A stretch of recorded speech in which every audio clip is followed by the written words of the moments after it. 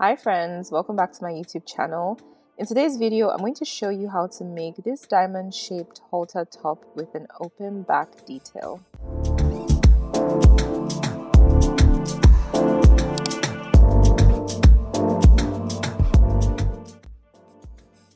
I'm going to be working with this bold green and yellow print, and to add some contrast, I'm using leftover denim from a pair of jeans I had already cut into.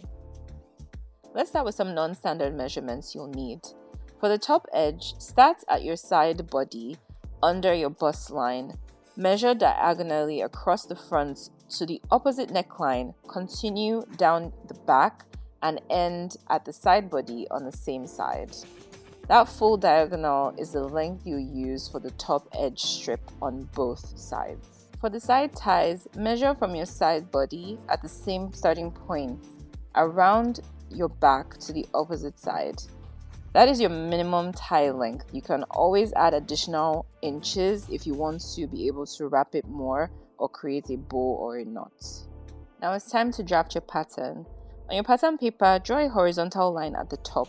This is your shoulder line. From there, measure down shoulder to waist, shoulder to bust, and shoulder to under bust, and mark each line with a horizontal line.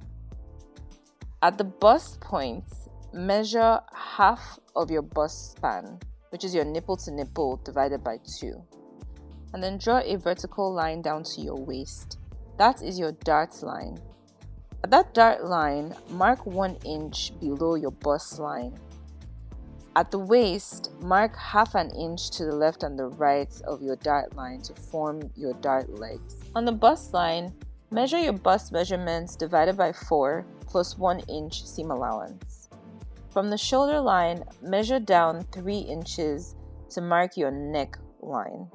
Now connect the waistline to the bust line and the bust line to this neckline to create your diamond shape. Now cut out your pattern piece and let's work on our darts. To shift the darts from a waist dart to a bust dart, cut open your waist darts and then slice along your bust line almost to your bust point, stopping 1/4 of an inch before. Now close the waist dart with some tape. The dart at the bust line will automatically open. Once you do this, you'll notice that there's now a gap at the bottom edge and it's no longer looking like a clean diamond. So you're going to take a scrap of paper and tape it behind it and then just draw back your smooth edge line to create your diamond shape. And there you have your pattern. Now it's time to cut into fabric.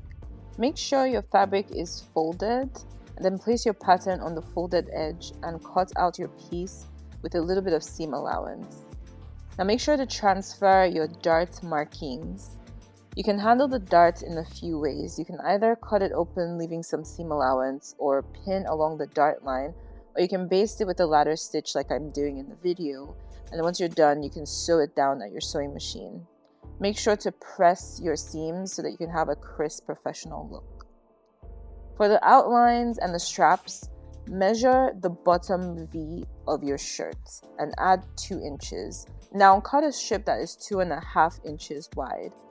When you line up your strip to the bottom V, you'll notice that a little fold forms at the center. It's going to look like a dart. That is normal. This will help to create a V shape. Mark it with some chalk. For the top edge, use your top edge measurement plus 2 inches and do the same for your side tie measurements. You're going to need 2 strips for your top edge and 2 strips for your side straps. I'm switching to denim machine needles and denim thread, but this is completely optional.